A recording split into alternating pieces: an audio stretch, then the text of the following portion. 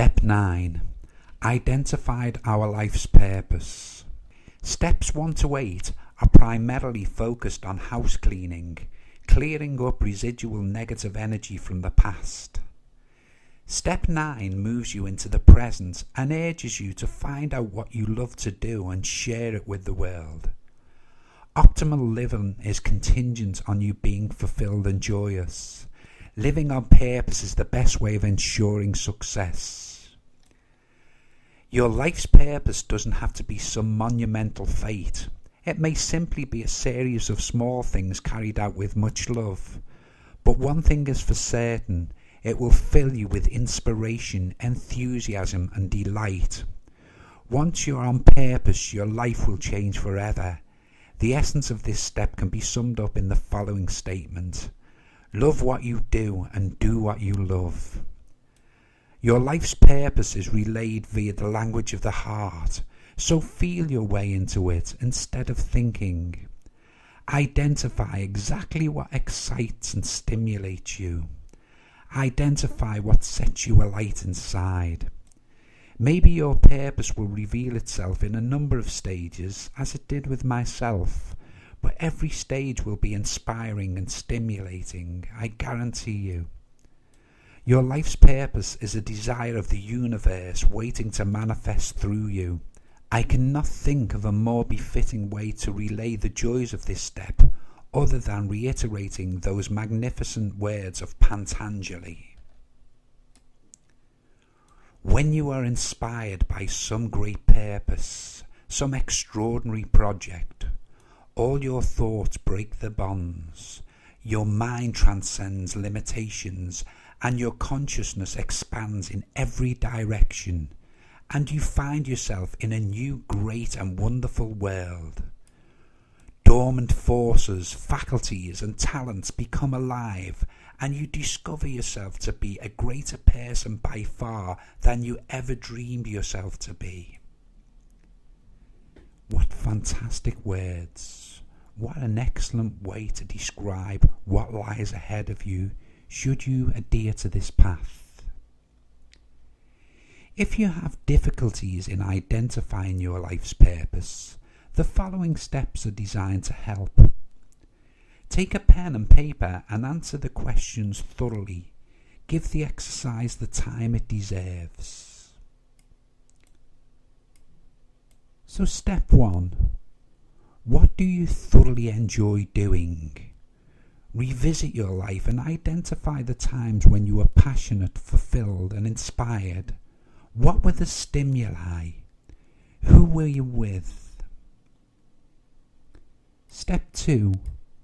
What kind of people stimulate and inspire you? Who are your role models? What exactly is it about these people that you admire? Their outlook on life, their values, their determination? Step 3.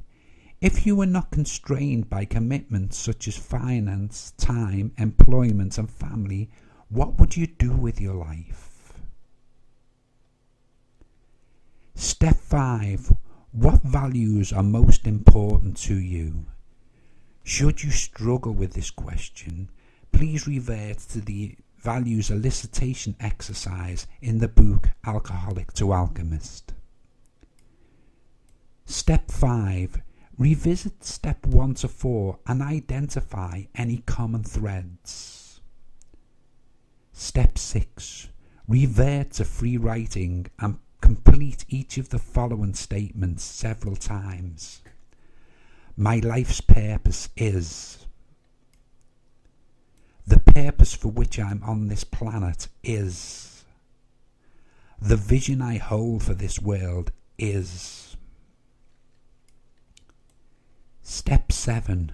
Write a brief statement about your life's purpose.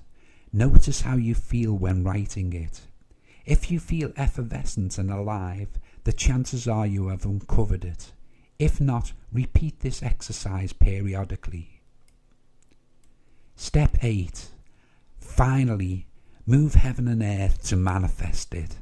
The results will astound you, I promise. Earlier on, I spoke about making amends in a different way than actually confronting people directly. If this thought fills you with trepidation, then let's have a look at another excellent way of making amends for the transgressions you carried out in the past. Step 8 talked about making amends for the transgressions we carried out whilst intoxicated. Bestowing the gift of your life's purpose onto the world is a magnificent way of achieving this. Not only will your work benefit many people, but you will grow closer to God or the universal mind in the process. The practice of unifying with the source of all creation through our life's work is called karma yoga. Just before we look at karma yoga, I'd like to make it very clear that this philosophy is not based on religion. I personally am not a religious person. However, a lot of the profound teachings extracted from the spiritual essence behind all religions have been utilized in this philosophy. I may not be a religious person, but I do have a profound belief in our spiritual essence. So, back to karma yoga. The Sanskrit word karma means to do or action.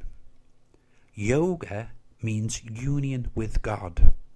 Or if you don't like the word God, simply insert any word you prefer. So the practice of karma yoga is unifying with God through selfless action. Now, those of you who have read the book Alcoholic to Alchemist will begin to realize that all living things are God manifest. This being the case, then karma yoga may be defined as the selfless use of our unique gift or our life's purpose in service of the highest good of all we encounter. Rather than working simply for money or personal gain, a person practicing karma yoga has the well-being of others at heart. Through this service he finds union with God. Let me relay my current thoughts on the subject to you. As I write these words, I sit in solitude in the quiet ambience of the English Lake District. Although I am alone, I am not lonely.